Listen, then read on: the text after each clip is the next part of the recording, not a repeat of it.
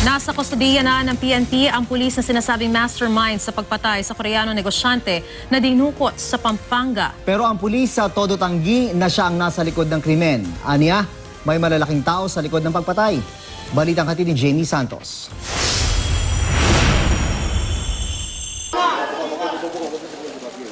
Matapos silbihan ng arrest warrant para sa kasong kidnapping for ransom with homicide ng Angeles Regional Trial Court, inalis na sa protective custody ng NBI sa Maynila si SPO3 Ricky Santa Isabel at inilipat sa pangangalaga ng PNP sa Camp Crame.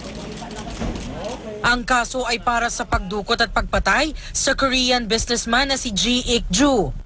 Pero todo tanggi si Santa Isabel sa paratang na siya ang utak sa pagdukot kay G. Yung mga involved po kasi dito, mga matatas niya tao. Dito sir. Okay po. Siguro sir, dito ngayong right time. Siguro muna pa muna sa PNP. Habang wala pang commitment order mula sa korte ay pansamantalang ikukulong si Santa Isabel sa detention facility ng anti-kidnapping group sa loob ng kampo. Dito rin sa Crame pinatay si G ayon kay PNP Chief Bato de la Rosa. Kung pwede lang, patunaw na ako ngayon sa hiya. Hiyang-hiya ako. At ayon sa pahayag ng ilang taong nagbigay ng impormasyon sa mga investigador, sa lugar na ito, ilang metro lang ang layo sa official residence ng PNP Chief at opisina ng Anti-Illegal Drugs Group o AIDG, pinark ng mga suspect ang sasakyan ni G kung saan siya mismo pinatay.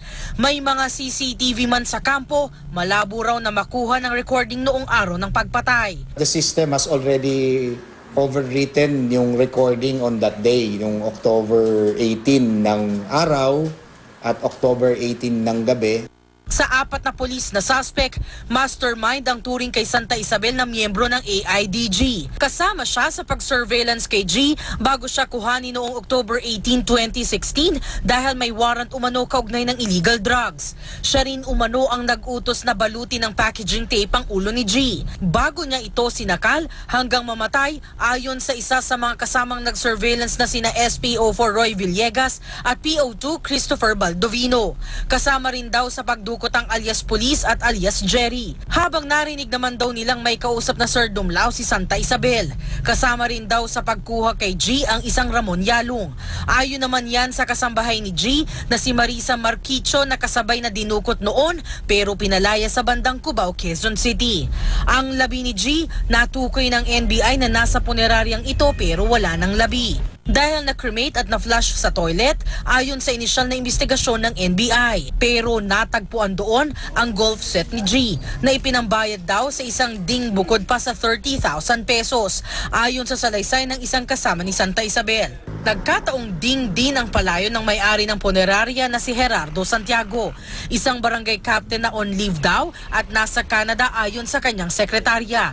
Pero itinanggi na raw nito na may kinalaman siya sa pagpatay at babalik sa Pilipinas para harapin ang akusasyon. Jamie Santos, GMA News.